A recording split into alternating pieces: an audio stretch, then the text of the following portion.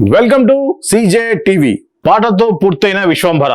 చిరంజీవి కథానాయకుడుగా తెరకెక్కుతున్న విశ్వంభర చిత్రీకరణ పూర్తయింది. శుక్రవారం హైదరాబాద్ లో చిరంజీవి బాలీవుడ్ తార మౌనిక రాయ్లపై ప్రత్యేక గీతాన్ని చిత్రీకరించారు. దీంతో సినిమా పూర్తయినట్లుగా చిత్రవర్గాలు తెలిపారు. వశిష్ఠ దర్శకత్వంలో తెరకెక్కుతున్న చిత్రం ఇది. చిరంజీవి సరసన త్రిష, అషికా రంగనాథ్ నటించారు. కునాల్ కపూర్ ముఖ్య భూమిక పోషించారు. యువి క్రియేషన్స్ పతాకంపై విక్రమ్ వంశీ ప్రమోద్ నిర్మిస్తున్నారు. టాకీ భాగం చిత్రీకరణ ఇదివరకే పూర్తయింది. శుక్రవారం ప్రముఖ నృత్య దర్శకుడు గణేష్ ఆచార్య నేతృత్వంలో చిరంజీవి, మౌనిక రాయ్ తో పాటు 100 మంది డాన్సర్లతో ప్రత్యేక గీతాన్ని తెరకెక్కించారు. ఈ పాటని భీమ్ సిసరోలియో స్వరపరిచారు. త్వరలోనే విడుదల తేదీని ప్రకటించేందుకు చిత్ర బృందం సన్నాహాలు చేస్తోంది. ఈ చిత్రానికి ఎంఎం కీరవాణి స్వరకర్త, చోటకే నాయుడు ఛాయాగ్రహణం. ఇది చిరంజీవి విశ్వంభర మొత్తానికైతే finally shooting part is completed. ఇది కొద్దిగా లాంగ్ టైం తీసుకుందని చేసి అనుకుంటున్నాం. ఎందుకంటే ఈ టైటిల్ అనౌన్స్మెంట్, షూటింగ్ ఇవంతా ఒకటి తర్వాత ఒకటి జరుగుతూ ఉంది. కానీ రిలీజ్ డేట్ ఎప్పటికప్పుడు పోస్ట్ పోన్ కావడం, ఇది గ్రాఫిక్స్ లో కొంత వ్యత్యాసం ఉన్నట్టుగా గమనించడం, దానివల్ల లేట్ అవుతుంది అనేది ఈ చిత్ర బృందం తెలియజేస్తా ఉంది. ఈ క్రమంలో ఒక పాట మినహాయించి అంతా కూడా కంప్లీట్ అయిందని చెప్తూ వచ్చారు. ఇప్పుడు ఆ పాట కూడా నిన్నటితో కంప్లీట్ అయింది. సో ఇక రిలీజ్ డేట్ ఎప్పుడు అని చెప్పేసి ఎదురు చూడటమే మనం. కమింగ్ డేస్ లో ఏదో ఒక మంచి డేట్ ఫిక్స్ చేసి అనౌన్స్ చేస్తారనేది మనకు అర్థమవుతా ఉంది. ఈ క్రమంలో దీనికి సంబంధించిన మౌనిక రాయ్ అనేటువంటి అమ్మాయి దీంట్లో ఆ ఐటమ్ సాంగ్ లో ఐటమ్ గర్ల్ గా నటించింది. ఆల్రెడీ రకరకాల పేర్లు వినపడ్డప్పుడు కూడా ఫైనల్ గా Mounika Roy is the final గా నిన్న షూటింగ్ కూడా కంప్లీట్ చేసుకుంది. ఇది విశ్వంభర సంబంధించి అభిమానులు ఎంతగానో ఎదురు చూస్తున్నందుకు వాళ్ళకు ఒక గుడ్ న్యూస్ గా చెప్పవచ్చు. ఎందుకంటే ఈ షూటింగ్ అయిపోతే ఇంకా రిలీజ్ డేట్ త్వరలోనే వస్తుంది అనేటువంటి నమ్మకంతో ఉంటారు. సో ఇక విఎఫ్ఎక్స్ ఒకటి పెండింగ్ ఉంటుంది. ఆ విఎఫ్ఎక్స్ బట్టి ఇంకా డేట్ అయితే త్వరలోనే విత్ ఇన్ 2-3 వీక్స్ లోనే ఆ డేట్ మనకి పక్కాగా అయితే డేట్ అనౌన్స్ చేసేటువంటి అవకాశం అయితే ఉంది. ఇక బాలయ్య బాబు సంబంధించి ఈసారి ఫ్యాంటసీ కథతో బాలకృష్ణ, క్రిష్ జాగర్లమూడి కలయికలో మరో సినిమా రానుందన్న సంగతి ఎప్పటి నుంచో వినిపిస్తోంది. ఆ దిశగా ఇప్పుడు వడివడిగా అడుగులు పడుతున్నాయి. ఈ సినిమా ఎప్పుడు ఎలా చేయాలనే విషయంపై బాలకృష్ణ అంగీకారానికి వచ్చినట్లుగా సమాచారం. త్వరలోనే గోపీచంద్ మల్లేని దర్శకత్వంలో ఓ సినిమా చేయనున్నారు. అది మొదలైన కొన్ని రోజులకే క్రిష్ దర్శకత్వంలో సినిమాని పట్టాలెక్కించే ప్రణాళికతో బాలకృష్ణ ఉన్నట్టుగా తెలుస్తోంది. ఈ కలయికలో ఇదివరకు గౌతమిపుత్ర శాతకర్ణితో పాటుగా ఎన్టీఆర్ బయోపిక్ సినిమాలు వచ్చాయి. ఈసారి ఓ ఫాంటసీ కథతో ఈ సినిమా రూపొందుతున్నట్టుగా సమాచారం. మరి ఆ కథ ఇన్నాళ్లుగా ప్రచారంలో ఉన్న ఆదిత్య 369 కి కొనసాగింపుగా ఉంటుందా లేక మరో కథ అనేది తెలియాల్సి ఉంది. త్వరలోనే ఆ ప్రాజెక్ట్ పై స్పష్టత వచ్చే అవకాశాలు ఉన్నాయి. సో ఇది బాలకృష్ణ ఎప్పటి నుంచో అనుకుంటున్నటువంటి ఆదిత్య 369 కి కొనసాగింపుగా ఆదిత్య 339 అంటే 999 ఆదిత్య 999 అనేటువంటి టైటిల్ అనుకుంటున్నారు. ఫిల్మ్ నగర వర్గాల మాటలు బట్టి చూస్తే ఆదిత్య 999 అనేటువంటి సినిమాని చేస్తున్నట్టుగా తెలుస్తుంది. ఇది దాదాపుగా కన్ఫామ్ అనే అన్నారు. దాంట్లో అది కాకుండా ఈ సినిమా, ఈ యొక్క క్రిష్ బాలకృష్ణ సినిమా కూడా ఎప్పటి నుంచి అనుకుంటారు. ఈ సినిమానే అనేది తెలియదు. ఇంకోటి బాలకృష్ణ కొడుకు మోక్షజ్ఞ ఈ సినిమాతో ఎంట్రీ అనేది కూడా ఒక టాక్ వినిపిస్తుంది. దీంట్లో ఒక ప్రధాన భూమికని తన మీద చేసేటట్టుగా కూడా ఒక ప్లాన్ చేస్తున్నట్టుగా తెలుస్తుంది. ఏది ఏమైనా బాలయ్య ఫ్యాన్స్ కి ఇది ఒక మంచి వార్త అని చెప్పవచ్చు. కాకపోతే ఏంటంటే ఇప్పుడు దీన్ని అనౌన్స్ చేయడం వెనకాల కొంత పబ్లిసిటీ స్టంట్ కూడా ఉందనిపిస్తుంది. ఎందుకంటే క్రిష్ చేయాల్సిన సినిమా మధ్యలో ఆపేసి జ్యోతి కృష్ణ దర్శకత్వంలో హరిహర వీరమల్లు రిలీజ్ అయ్యి కొంత మిక్స్డ్ టాక్ నడుస్తున్న క్రమంలో కొంతమంది చేసే విమర్శ ఏంటంటే క్రిష్ పూర్తిగా డైరెక్ట్ చేస్తుంటే గౌతమిపుత్ర శాతకర్ణి కంటే కూడా పెద్ద హిట్ అయ్యేది, చరిత్రలో నిలిచిపోయే రికార్డ్ అయ్యేది. ఈజీగా తెలిసిపోతుంది కొన్ని సీన్లు పర్ఫెక్ట్ గా, కొన్ని సీన్లు పర్ఫెక్ట్ గా రాలేదనే విషయాన్ని. ఏవైతే పర్ఫెక్ట్ గా వచ్చినాయో వాటిని క్రిష్ ఖాతాలో వేసి బాగాలేని మాత్రం జ్యోతి కృష్ణ ఖాతాలో వేస్తున్నారు. సో గ్రాఫిక్స్ అనేది విఎఫ్ఎక్స్ ముఖ్యంగా టైం లేకపోవడం వల్ల విఎఫ్ఎక్స్ ని ఆదరాబాదరాగా చేశారనే విషయాన్ని తెలుస్తుంది. గుర్రం సీన్ గురించి బాగా ట్రోలింగ్స్ అయితే నడుస్తా ఉన్నాయి. ఈ క్రమంలో ఇప్పుడు క్రిష్ సినిమాని బాలకృష్ణ అనౌన్స్ చేయడం అనేది జనాల యొక్క డైవర్షన్ అనమాట.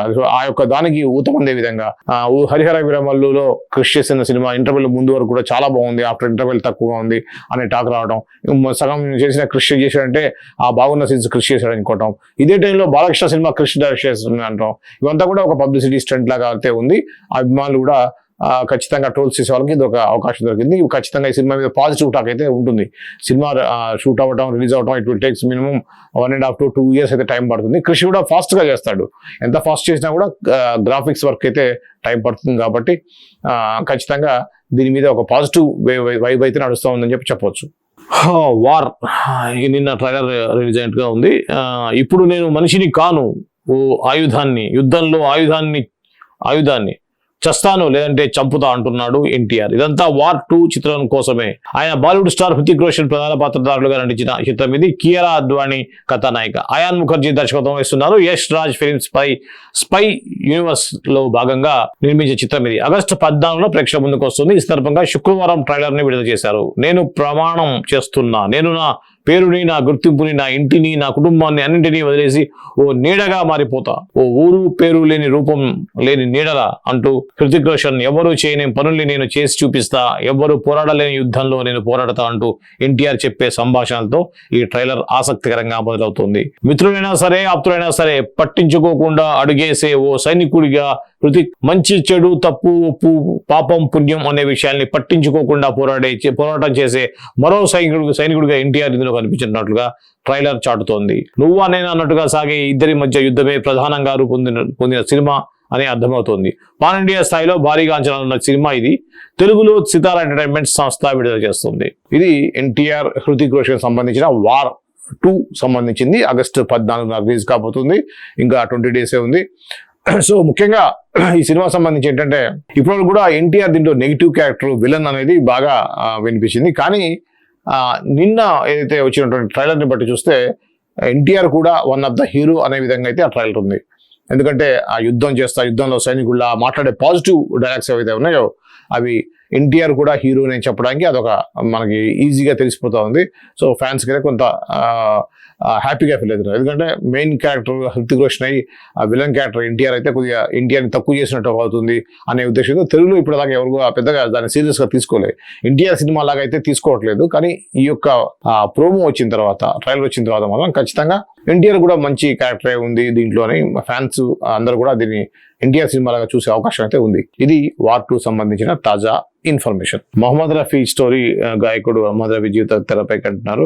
ఇది ఒకటి ఇంట్రెస్టింగ్ గా ఉంది. రిటైర్మెంట్ తర్వాత డ్రైవర్ గా పనిచేస్తా, ప్రతినాయకుడిగా కథానాయకుడిగా భిన్నమైన కథలతో ప్రయాణం చేస్తున్నారు ఫహద్ ఫాజిల్. ప్రస్తుతం మ్యారిసన్ చిత్రంతో థియేటర్ లో సందడి చేస్తున్నారు. ఆయనకు క్యాబ్ డ్రైవర్ గా పనిచేయడం అంటే ఆసక్తి అని ఓ సందర్భంగా చెప్పిన సంగతి తెలిసిందే. తాజాగా ఓ ఆంగ్ల మీడియాకు ఇచ్చిన ఇంటర్వ్యూలో మరోసారి ఆ విషయాన్ని గుర్తు చేసుకున్నారు. ఫహద్ డ్రైవింగ్ అంటే తనకెంతో ఇష్టమని, ఆ పని ఎప్పుడు బోర్ కొట్టదని తెలిపారు. మేము కొన్ని నెలల క్రితం బార్సిలోనాకి వెళ్ళాం. నాకెంతో ఇష్టమైన ప్రదేశం అది. ప్రేక్షకులు తెరపై నన్ను చూడలేకపోతున్నాం అనుకున్న రోజు అక్కడికి వెళ్లి స్థిరపడతా. ఇదంతా సరదాగా చెప్పట్లేదు. ప్రజలను వారి గమ్యస్థానాలకు తీసుకెళ్లడం అనేది ఒక మంచి విషయం.